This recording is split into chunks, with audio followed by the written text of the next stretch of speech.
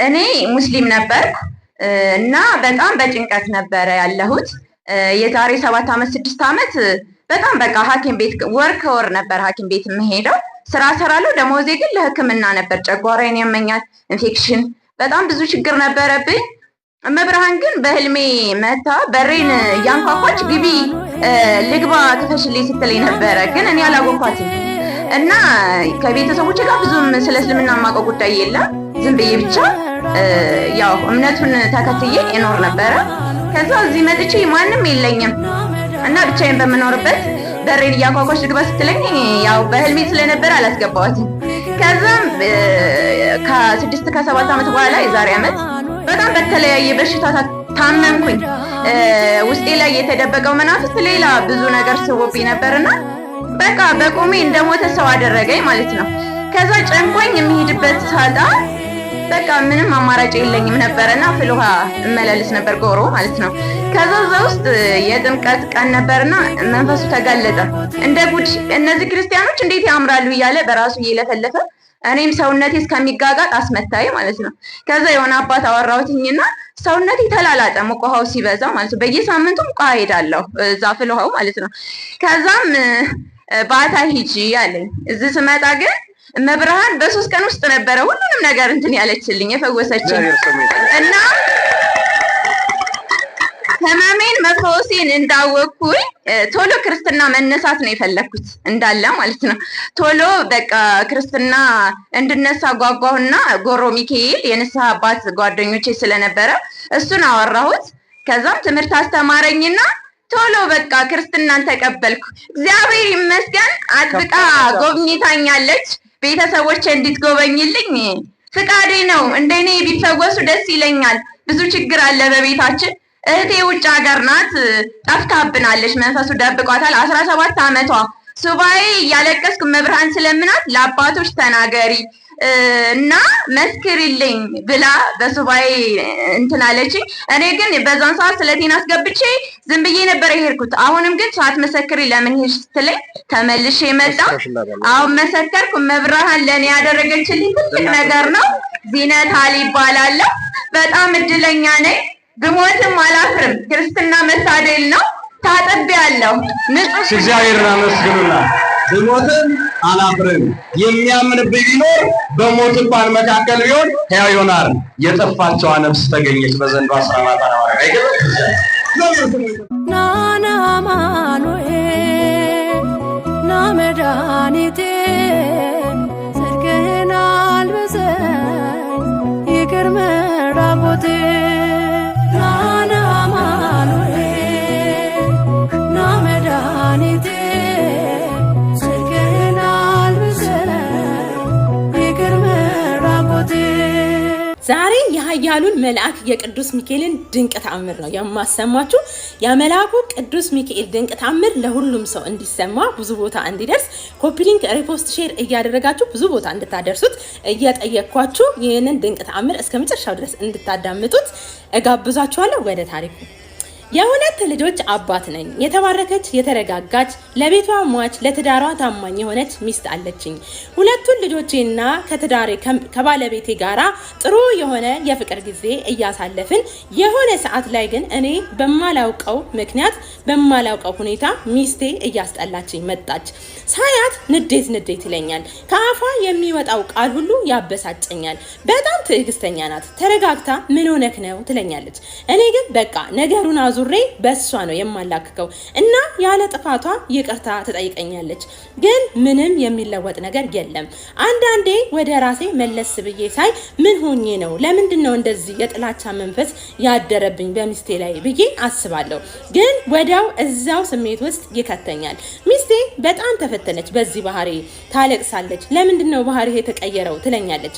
በቃ ስለምንም ነገር ሰላም አላወራትም። አንድ ሁለት ቃላትን በሰላም ካወራን በኋላ ሶስተኛው ከአፌ የሚወጣው ቃል ደስ የማይል ነው የሚሆነው። ሳያት ግንፍል ያደርገኛል። ፊቴን አዙሬ ነው የምተኛው። በጣም አስከፋታለሁ።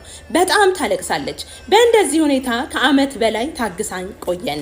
የሆነ ቀን ላይ ግን ሚካኤል የአመቱ ነበርና ማታ እቤት ቁጭ ብዬ የዋዜማውን ማህሌት አጠገቤ ካለው የቅዱስ ሚካኤል ቤተክርስቲያን እቤት ድረስ በጣም ይሰማል።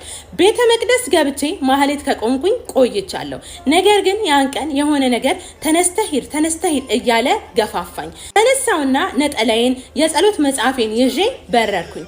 ማህሌት ውስጥ ቆሜ መንፈሴ እየተቀየረ መጣ። የሆነ ደስ የሚል ስሜት ይሰማኝ ጀመረ። ቀስ እያለ ደግሞ በጣም የኃጢአተኝነት የመቆሸሽ ስሜት ይሰማኝ ጀመር። በቃ ስሜቶቼ ተደበላለቁብኝ። ሳላውቀው እንባዬ በአይኔ ላይ ይወርድ ጀመረ። እንባዬን ማቆም አልቻልኩም። አይኔ ከፊቴ በተሳለው የመልአኩ ስዕል ላይ ተሰክቶ አልነቀላለኝ። በአራት ማዕዘን እንባዬ ይወርዳል። ብቻ እኔ ልቆጣጠረው የማልችለው ስሜት ውስጥ ነኝ። በዛ ሁኔታ ላይ ሆኜ ቅዱስ ሚካኤል ከምስለ ስዕሉ ላይ በአንድ እጁ ሰይፍ በሌላ እጁ መስቀል ይዞ ወደ እኔ ሲመጣ ይታየኛል። እኔ ደርቄ ቀርቻለሁ። ማህሌቱ ሞቋል። አጠገቤ ይመጣና በመስቀሉ ይነካኛል። እጅህን ዘርጋ ይለኝና ስዘረጋ ውስጥ እጄ ላይ የባለቤቴን ስዕል ይስልልኛል። ከዛ እጄን ያስጨብጠኝና ያስጨበጠኝን እጄን በመስቀሉ ይዳብሰዋል። ከዛ እያየሁት ወደ ነበረበት ይመለሳል። እንደ እንቅልፍ ስማንን ግን ምንም የተሳለ ነገር እጄ ላይ የለም። ብቻ ማህሌቱ ሞቋል። ዞር ብዬ አየሁ። ማንም እያየኝ አይደለም። ሚካኤል አባቴ አናገርክኝ? አንተ ነህ ወደ እኔ የመጣኸው ብዬ ተደፍቼ ስቅስቅ ብዬ ማልቀስ ጀመር። አይኔ እስኪያብጥ አነባው። ለሰዓት ከተደፋውበት ሳልነቃ ይቅር በለኝ ብዬ ጮኩኝ። እንባዬን አዘራው። ነገር ግን ያየሁትን ለማንም ትንፍሽ ሳልን ማህሌቱን ጨርሼ ንግሱን አንግሼ ታቦት አስገብቼ ወደ ቤት ገባው። ባለቤቴን ሳገኛት የሆነ የማላውቀው ስሜት ተሰማኝ። እንዳየዋት እግሯ ላይ ድፍት አልኩኝ። አንስታኝ ተላቀስን። ገና ነጠላ ለብሰክ ስትሄድ እኔ እዛ ሆኜ ቅዱስ ሚካኤል ልቡን ቀየረልኝ። የባህራንን የሞት ደብዳቤ እንደቀየርክ አንተ በልቡ የተጻፈበትን የጥላቻ ስሜት ንቀልልኝ። ባሌ ጠልቶኛል፣ ትዳሬ ሊፈርስ ነው፣ ልጆቼን ልበትን ነው ብዬ እያለቀስኩበት ነበረ አለችኝ። ሚካኤል ሰምቶሻል፣ በአካል ነው ወደ እኔ የመጣው ብዬ ያየሁትን ነገርኳት። ተላቀስን። ይሄው ከዛ ቀን በኋላ ባለቤቴ ደግነቷ፣ የዋህነቷ፣ ጠንካራነቷ፣ ትዕግስቷ እንጂ ጉድለቷ ታይቶኝ አያውቅም። መልአኩ ሚካኤል ኃያሉ መልአክ ደጁ ድረስ ጠርቶኝ ባረከኝ፣ ቀድሶኝ ትዳሬን አተረፈልኝ። ሰላማዊ ህይወት እየመራው እገኛለሁ። ይሄንን የሚካኤልን ድንቅ ታምር ለሰው ሁሉ አሰሚልኝ እባክሽ ብሏል። እንግዲህ እሱ የደረሰ ቅዱስ ሚካኤል ደግሞ ለሁላችንም በየቤታችን እየገባ ከክፉ ነገር ይታደገን፣ ይጠብቀን፣ ከክፉ መንፈስ ያድነን፣ ፍቅርና አንድነትን በመሃላችን በሁላችንም ቤት ይዝራልን። ይህ የእግዚአብሔር ድንቅ ስራ የሚመሰከርበት አካውንት ነው። ስለዚህ አካውንታችን ብዙ እይታ እንዲኖረው፣ ብዙ ፎሎወሮች እንዲኖሩት ኮፒ ሊንክ፣ ሪፖስት፣ ሼር እያደረጋችሁ ቪዲዮቻችንን ብዙ ቦታ እንዲደርሱ እንድታደርጉ እጠይቃችኋለሁ። በሌላ የእግዚአብሔር ድንቅ ተአምር ተመልሰን እስከምንገናኝ ድረስ ሰላም እግዚአብሔር ከእናንተ ጋር ይሁን። ሰላም ሁኑ። ሰላም የሰማዕቷ የቅድስት አርሴማ ወዳጆች፣ ትላንትና በጣም ምስክርነት አለኝ። ይህ ምስክርነት እንዳታሳልፉት። እንደው በሰማዕቷ እንኳን አላችሁም አልገዝታችሁም። የፈቀደ ይስማ፣ ያልፈቀደ ያሳልፈው። የሰማዕቷ ቃል ኪዳን ይደርብኝ የሚል ሰው ማለት ነው። እግዚአብሔር ነው ምላችሁ። ይኸው በዚህ ዘንባባ አሁንም እየቀጠለ ነው ሰማዕትነቱ። እኔ ትንሽ ነው የምነግራችሁ ሰማዕትነቱን፣ ምስክርነቱን ማለት ነው። እውነቴን ነው የምነግራችሁ።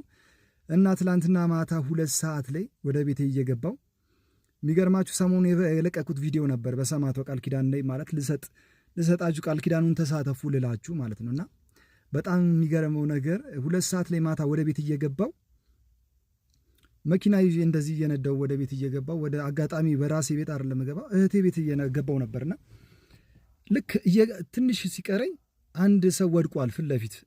በእውነት በሚገርም ሁኔታ ወድቆ በጣም እየተንቀጠቀጠ ነበርና ጥሎት ያው መንፈስ ይሆናል ብዬ ነው የገመትኩት። እና በሚገርም ሁኔታ ቃል ኪዳኗን ስሙ ረድኤቷን። በእውነት ይሄ ዘንባባ ምን አይነት ስራ እየሰራ እንደሆነ እኔ ብዙ ነው ግን ጥቂቱ ነው የምነግራችሁና